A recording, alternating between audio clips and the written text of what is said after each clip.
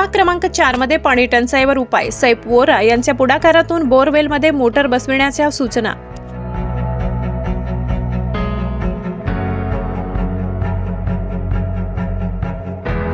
नवापूर नगर परिषद हद्दीतील प्रभाग क्रमांक 4 मध्ये गेल्या काही दिवसांपासून पिण्याच्या पाण्याची तीव्र टंचाई जाणवत होती।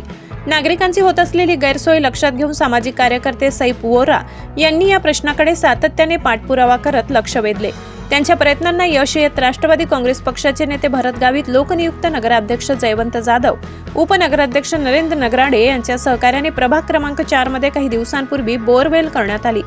सदर बोरवेलची पाहणी सामाजिक कार्यकर्ते सैफ वोरा यांनी पुढाकार घेऊन आयोजित केली। यावेळी लोकनियुक्त नगराध्यक्ष जयवंत जाधव, उपनगराध्यक्ष नरेंद्र नगराडे, नगरसेविका आयशाबेन वोरा यांच्या वतीने सैफ वोरा यांनी पाणीपुरवठा विभागाच्या अभियंत्यांसह प्रत्यक्ष पाहणी केली।